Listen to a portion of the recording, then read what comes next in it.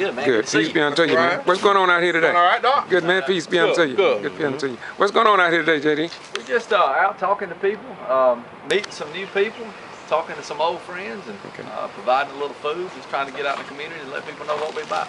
And I understand you're running for sheriff, right? Yes. What will make you what make you better a better sheriff than our current sheriff, Sheriff Prine? Well, what makes me better is qualifications to start with, and willingness. Okay. 21 years in this community that I spent on these streets and working with the people in this community to help solve their problems and protect them from crime.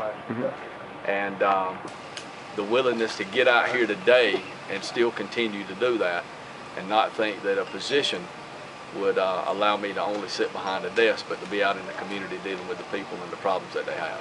Okay. We are in Lowndes County, and Lowndes County are leading the state of Georgia in jail deaths. We have had 30 jail deaths in the Lowndes County jail, and just the other week we had another alleged suicide in the jail. We have not had a news article outside of the when the Atlanta Journal-Constitution came in and highlighted that we were leading the state of Georgia in jail deaths, even with more than Fulton County. Now with the most recent suicides, how do you intend to deal with or try to resolve why we're having so many deaths in the jail, regardless for whatever reason? Well, and you can, any number of reasons that you can attribute some of those deaths to, and there are going to be deaths in the jail. I'd say that first. You got 780 inmates in the jail right now. With a population that size, the majority of people that go to jail are not, they're not getting good doctor's care. They're not in the best of health in a lot of cases. So you're going to have inmate deaths in the jail. The thing about it is transparency. It's necessary. The investigative process needs to be from an outside agency on all jail deaths, and that keeps you totally immune from any even insinuations that you're covering something up. When I was there, we always had the external agencies, the G.B.R, FBI, to do investigations on the jail, any death in the jail. To solve that problem, I got to get in there first and find out what the problem is.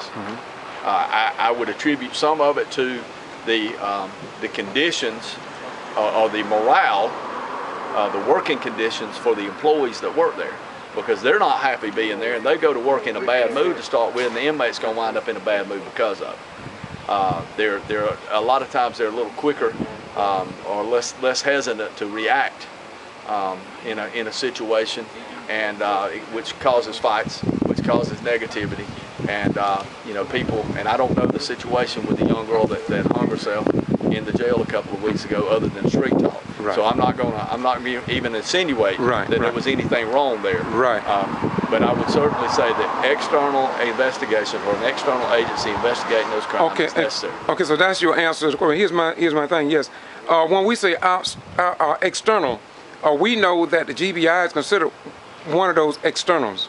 But what about the transparency of allowing the news media to have a more friendly access to what's going on in the jail, especially when it concerns inmates' health and welfare? I understand. I talked to the editor, Kay Harris of the Times, and she says that she had a problem getting information from the jail. She's an external component. Will you work more to bring about more transparency in that area? I would suggest you to go back and ask Kay Harris if I did before. Okay. But secondly, the first call you should make, and you and I have had this conversation another time. The first call you should make in the event of a death in the jail, in the death of an officer suspected of wrongdoing, in the event of an escape in the jail, should be to the news media. After you alert all of your officers on the street, you should call the news media, and I'll give you a perfect example of that in the event of an escape. If you have an inmate get out of jail, and they will, any sheriff that tells you he's got an escape-proof jail, he doesn't. They're going to get out. There are going to be accidental discharges where inmates are discharged from the jail that shouldn't be out there. When that happens, you notify all the law enforcement in the area, but you also put it out to the news media, because what you've just done is not only do you have all your patrol deputies, all your troopers, all your city police looking for this guy, you just added 100,000 eyes on the street looking for this guy to assist you. Right. If you don't have community involvement, you can't operate a sheriff's office. Okay, now I understand what you're saying, but to get more pinpointed, I want to ask another question. Should that not be up to the sheriff, but should not that be a written policy wherein the state of Georgia, the governor, establishes some type of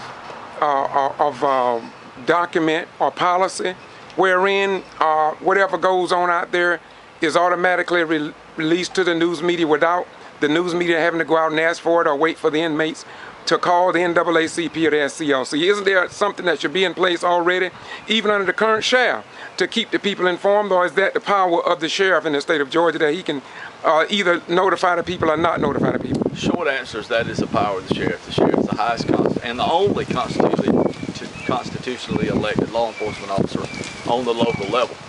So you can't negate that power. Even martial law can't negate the power of the sheriff. As far as the governor being in control or setting down a memo to state that, it's not optional because of the sheriff's constitutionality of the office. It would have to be, if it was something that came down, it would have to be a change, something that was done by the Supreme Court. Okay, well, I got about two more questions, but another important question I want to ask you is how do you feel about, we at the home of Moody Air Force Base, Kenaloo Golf Course, Francis Lake Golf Course, Wild Adventures Theme Park, Valdosta State University, Military College. How do you feel about living in a community wherein the citizens don't know that we are, for whatever reason, that we are leading the state of Georgia and they don't know what's going on, and it seems like it's up to regular citizens and the people that are out there in the jail to find out what's going on out there? How do you feel about that? And don't you think that people have a right to know, regardless of whether it's the governor, whether it's the sheriff responsibility or not?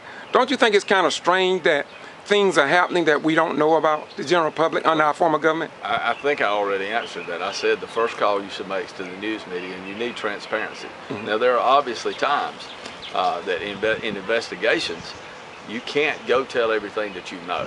Right. But the community, the people, especially in an inmate death situation, the family's got a right to know that at least you're doing your job, that you're going to be transparent and you're going to be honest with them. Okay, here's my master question that I asked again.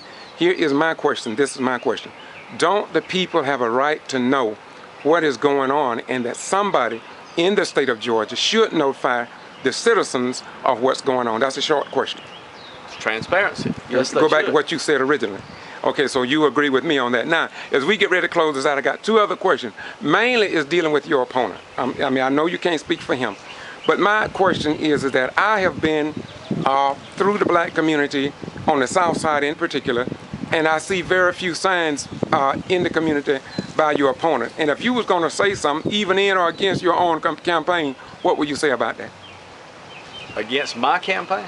I know you wouldn't speak against that. That really was a trick question. Just what do you? I